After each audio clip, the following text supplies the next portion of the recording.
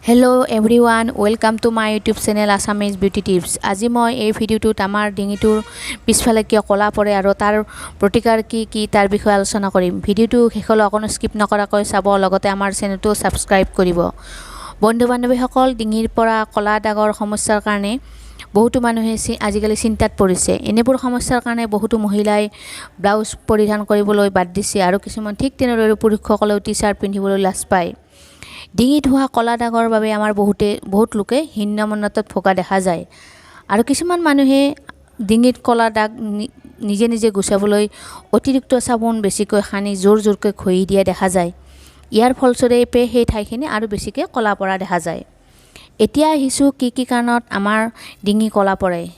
1 number, বেছি ৰ'দত ঘূৰা ফুৰা কৰিলে আমাৰ ডিঙি ভাগ কলা পৰে। সেইকাৰণে আমি ৰ'দৰ ওলাই গ'লে ভাল ক্ৰীম বা অইল লগাই যাব লাগে আৰু ৰ'দৰ পৰা আহি ভালকৈ ধুই কৰি নিমযুক্ত চাবোন বা গ্লিচাৰিনযুক্ত চাবোনেৰে ধুই দিব লাগে। পিছত স্কিন অনুযায়ী ক্ৰীম বা বডি লোচন লগাব লাগে। 2 নম্বৰ, বেছি শকত হ'লে আমাৰ ডিঙিটো কলা পৰে আৰু ডাঙৰকৈ বগা আঁচ টাইপৰ হোৱা দেখা যায় আৰু লগে লগে সেইবোৰ ঠাই বেছিকৈ ডাঠকৈ কলা পৰি ফাটি যায়। সেইকাৰণে আমি ষ্টাৰ্টিঙৰ পৰাই নিয়মিতভাৱে ব্যায়াম বা যোগা কৰিব লাগে। ভাল ডায়েটিচিয়ানৰ এগৰাকীৰ ওচৰত গৈ নিজৰ খাদ্য তালিকা এখন প্ৰস্তুত কৰি ল'ব লাগে আৰু তাক ফ'ল' কৰিব লাগে, যাতে আমি বেছি শকত নহওঁ আৰু ডিঙিত কলা পৰাৰ সমস্যাটো নহয়। 3 নম্বৰ, ডিঙিত কলা পৰা সমস্যাৰ আন এটা কাৰণ হৈছে বেছি ওজনৰ অৰ্নামেণ্টছ পিন্ধিলে বা যিকোনো সস্তীয়া অৰ্নামেণ্টছ ডিঙিত ঘঁহনি খাই কলা পৰা সমস্যা হ'ব পাৰে। সেইকাৰণে আমি সদায় ৰাতি শোৱাৰ আগতে সকলো অলংকাৰ থৈ শুব লাগে। 4 নম্বৰ, ইয়াৰ বাহিৰেও আমি যদি নিয়মিতভাৱে মূৰত হেয়াৰ কালাৰ ব্যৱহাৰ কৰোঁ তেতিয়াহ'লে ডিঙিত কলা পৰা সমস্যা পটককৈ আহি পৰে। হেয়াৰ কালাৰত প্ৰচুৰ পৰিমাণ কেমিকেলছ থাকে আৰু তাৰ ছাইড এফেক্ট হয় আৰু তাৰ ফলস্বৰূপে আমাৰ ডিঙি কলা হয়। সেইকাৰণে আমি প্ৰাকৃতিকভাৱে সদায় চুলি কলা কৰাৰ চেষ্টা কৰিব লাগে।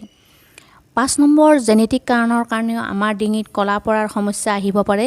যদি ককাক, আইতাক বা মাক দেউতাকৰ এই সমস্যাটো থাকে তেনেহ'লে অট'মেটিকলি এই সমস্যাটো পিছৰ জেনেৰেশ্যনৰ ওপৰত আহি পৰে আৰু আমি সেইকাৰণে ষ্টাৰ্টিঙৰ পৰা এনেকুৱা হ'লে কেয়াৰ কৰিব লাগে। 6 নম্বৰ, কেতিয়াবা আমাৰ শৰীৰত হৰম'নৰ বিসংগতি থাকিলেও ডিঙিত কলা পৰাৰ সমস্যা আহি যাব পাৰে। তাৰ কাৰণে আমি ভাল ডক্তৰৰ ওচৰত গৈ পৰামৰ্শ গ্ৰহণ কৰিব লাগে। 7 নম্বৰ, ইয়াৰ উপৰিও ধূমপান বা বেছি মদ্যপান কৰিলেও ডিঙিত কলা পৰাৰ সমস্যা হয়। সেইকাৰণে পৰাপক্ষত আমি এইবোৰৰ পৰা আঁতৰি থকাই ভাল, যিহেতু এইবোৰ সেৱনে আমাৰ শৰীৰত একো উপকাৰ সাধন নকৰে। 8 নম্বৰ, বেছি গৰমত লাগি থকা টাইট কাপোৰ বা ঘঁহনি খাই থকা কাপোৰ পৰিধানেও আমাৰ ডিঙিত কলা দাগৰ সৃষ্টি কৰিব পাৰে। সেইকাৰণে আমি সদায় লুজ বা কমফৰ্টেবল ড্ৰেছ পিন্ধিব লাগে আৰু লগতে আমি সদায় কপাহী বা কটন ড্ৰেছ পিন্ধিব লাগে। 9 নম্বৰ, গৰমৰ দিনত ঘনাই আমি যদি ডিঙিত টেলকম পাউডাৰ ব্যৱহাৰ কৰিলেও কলা দাগৰ সমস্যাৰ সৃষ্টি হয়। পাউডাৰ ব্যৱহাৰে আমাৰ স্কিনখন ড্ৰাই কৰে, লগতে কলা কৰে আৰু লগতে আমাৰ স্কিনখন অনুজ্জ্বল কৰি তোলে। ইয়াৰ লগে লগে আমাৰ বাৰ্ধক্য অহাত অৰিহণা যোগায়। 10 নম্বৰ, ইয়াৰ উপৰিও ডাইৰেক্ট বডি স্প্ৰে, পাৰফিউম আদি লগালেও আমাৰ ডিঙি কলা পৰিব পাৰে। ইয়াত অধিক পৰিমাণৰ কেমিকেলছ থাকে, এইবোৰৰ পৰা আমি বিৰত থাকিব লাগে, নতুবা কাপোৰত এইবোৰ ব্যৱহাৰ কৰিব লাগে। বেছি থাইৰয়ড বা ডায়েবেটিছ থাকিলেও আমাৰ ডিঙিৰ পিছফালে ডাঠকৈ কলা পৰাৰ সমস্যা হ'ব পাৰে। 11 নম্বৰ, আমাৰ শৰীৰত এনে কিছুমান বেমাৰ হয় যাৰ বাবে আমাৰ স্কিনখন বেছি ডাঠকৈ কলা পৰে। অকান্থাইচিছ নিগ্ৰিকান্স নামৰ এবিধ বেমাৰৰ প্ৰভাৱত আমাৰ ডিঙি কলা পৰাৰ লগতে খজুৱতি উঠে। ইয়াৰ লগতে জ্বলা পোৰাও কৰে আৰু যথেষ্ট ঘাম ওলায় আৰু এই ঘামবোৰ বহুতো দুৰ্গন্ধ ওলায়।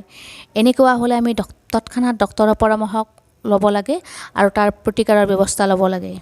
ইয়াৰ বাহিৰেও আমি যদি বেছি মেডিচিন ব্যৱহাৰ কৰোঁ তাৰ কাৰণে আমাৰ ডিঙি কলা পৰাৰ সমস্যা সৃষ্টি হ'ব পাৰে।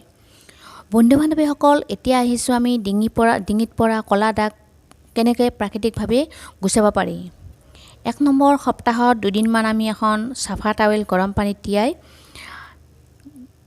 পানীখিনি চেপি লৈ কলা পৰা ঠাইখিনিত আমি মেৰিয়াই থৈ দিব লাগে।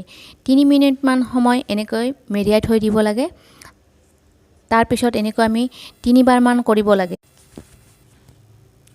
ইয়াৰ ফলত প'ৰ্ছবিলাক ভালদৰে খোল খাই যায়, লগতে স্কিনখন কোমল হয়, ফলত আমাৰ দাগবোৰ গুচাবৰ কাৰণে সহজ হয়। ইয়াৰ পিছত আমি চাউলৰ গুড়ি 2 চামুচ, এচামুচ কেঁচা গাখীৰ লগতে নেমুৰ ৰস 4 চামুচমান মিক্স কৰি ডিঙিৰ কলা ভাগত লাহে লাহে মাছাজ কৰিব লাগে। তাৰপিছত প্লেইন পানীৰে ধুই দিব লাগে, ভাল ফল পোৱা যায়। 2 নম্বৰ, অমিতা বা আনাৰসৰ ৰস উলিয়াই আমি ডিঙিত ব্যৱহাৰ কৰিলেও ডিঙিত কলা পৰাৰ দাগ সহজে গুচাব পাৰি। সপ্তাহত 3 দিনমান আমি এনেদৰে লগাব লাগে।